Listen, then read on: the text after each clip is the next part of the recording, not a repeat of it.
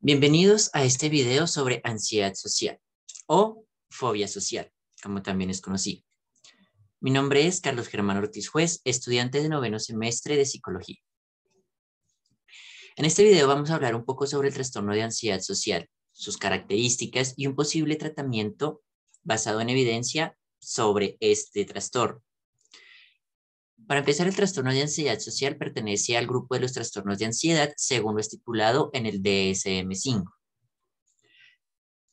Principalmente vamos a hablar de sus características, las cuales se van a abordar a partir del DSM-5, los criterios del DSM-5. Estas 6 características las he tomado como las principales debido a que existen otras 3, pero que ya hacen referencia un poco más puntual a la comorbilidad del trastorno. Debemos empezar diciendo que la ansiedad social tiene como primer criterio el miedo o la ansiedad intensa en una o más situaciones sociales en las que el individuo está expuesto al posible examen por parte de otras personas. Como por ejemplo puede ser reunirse con personas extrañas, también puede generar la ansiedad el ser observados con tareas tan básicas como el comer o el beber algo y actuar delante de otras personas, como es el hecho de dar una charla o hacer una presentación a un público abierto. En segundo lugar, tenemos a que los individuos tienen miedo de actuar de cierta manera o de mostrar síntomas de ansiedad que se valoren negativamente. Es decir, situaciones en las cuales se vean avergonzados y que por ello las personas los tengan, les den como respuesta el rechazo. Como tercer criterio tenemos que las situaciones sociales casi siempre provocan miedo o ansiedad. Cuarto criterio, las situaciones sociales se evitan o resisten con miedo o ansiedad intensa. Cabe aclarar que en este punto, en este cuarto criterio se va a hablar un poco sobre los factores de mantenimiento más adelante. En quinto lugar, tenemos el miedo o la ansiedad son desproporcionados a la amenaza real planteada por la situación social y al contexto sociocultural. Es decir, que las personas suelen llegar a imaginar o pensar más allá de lo que realmente les puede llegar a suceder estando en una situación social. Finalmente, para que se pueda diagnosticar a una persona con un trastorno de ansiedad social o fobia social, tienen que mantenerse estos criterios anteriormente dichos por 6 o más meses.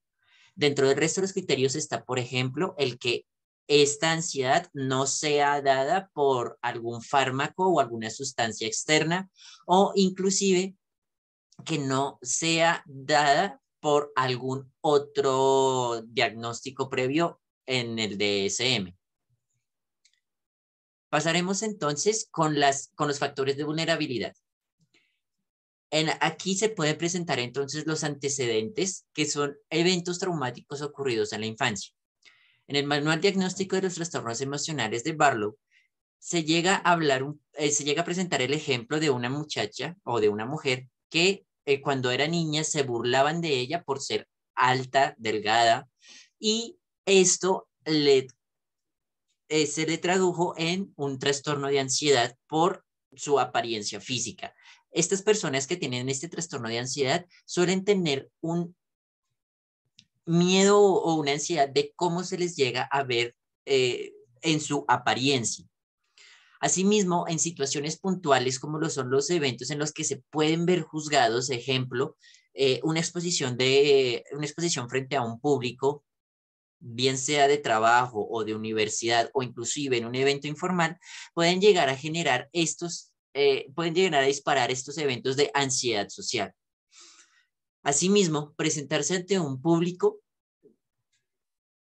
no necesariamente de una manera formal, sino también hablando de eventos informales, puede llegar a generar un juicio, que es lo que una persona con este trastorno busca evitar, ser juzgada de manera negativa o que tenga que pasar vergüenza.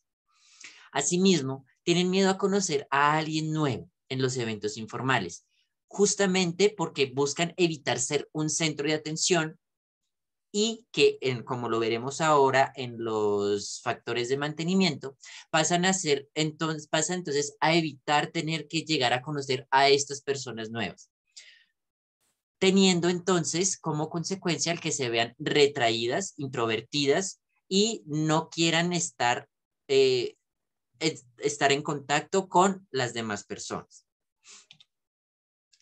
Dentro de los factores de mantenimiento podemos observar el no ir a eventos, ¿sí?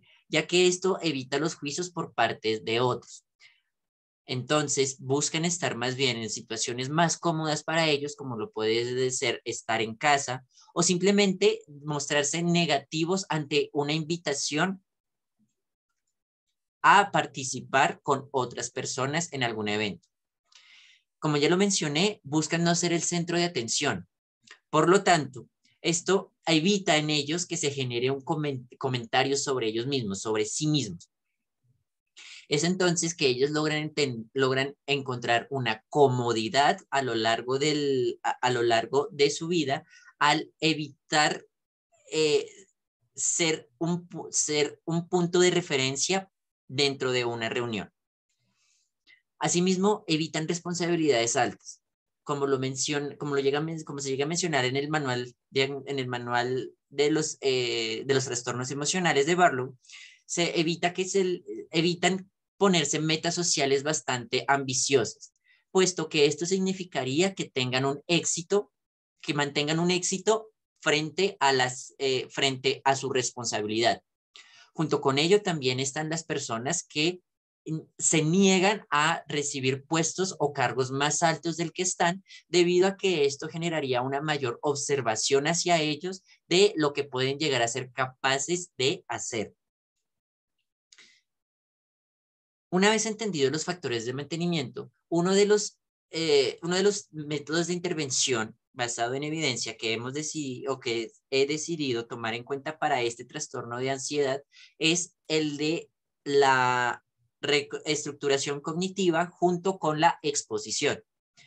Cabiendo aclarar que se investiga el manual de los trastornos emocionales de Barlow y un estudio hecho por Antona y asociados en el 2006, donde se muestra una efectividad conjunta de la reestructuración cognitiva y la exposición, mostrando resultados tanto individualmente en la reestructuración cognitiva como tomada por aparte la exposición.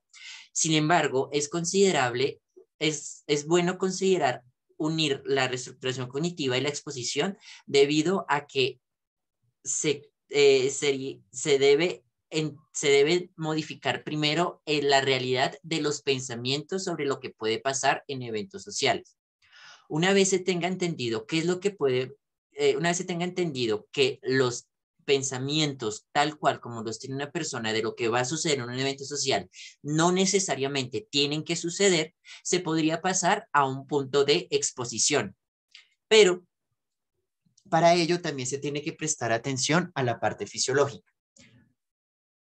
Situaciones como, situaciones como la sudoración en las manos, alteración en el ritmo cardíaco, incluso mareos o sensación de desmayo se pueden llegar a presentar.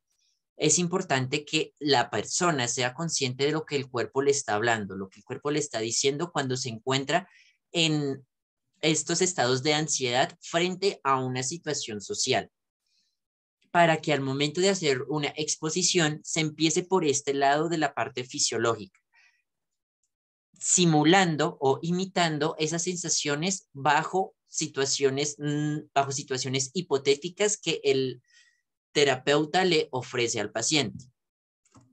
Asimismo, una vez entienda que estas sensaciones fisiológicas son totalmente normales y que se pueden controlar, se podría pasar a una exposición externa que implique que la persona se tenga que ver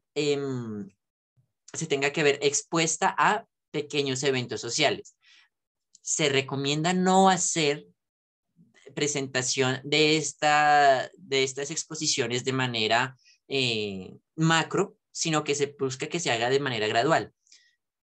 Se podría empezar primero pidiéndole al paciente que haga un saludo a alguien desconocido, simplemente preguntarle la hora.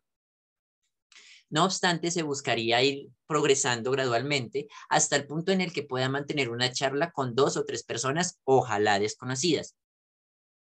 Esto con la finalidad de que esta ansiedad se vea disminuida, cabiendo aclarar que lo que busca este plan de intervención no es eliminar o erradicar la ansiedad que presentan las personas a nivel social, sino que lo puedan controlar de una manera más óptima. Así pues, se presentaría un estudio de caso en un juego de roles, en un video siguiente, sobre cómo se aplicaría este plan de intervención y cómo se explicaría a un paciente con este trastorno de ansiedad lo que tiene y cómo se plantearía tanto el tema de la exposición como la modificación de pensamientos. Muchas gracias por ver este video.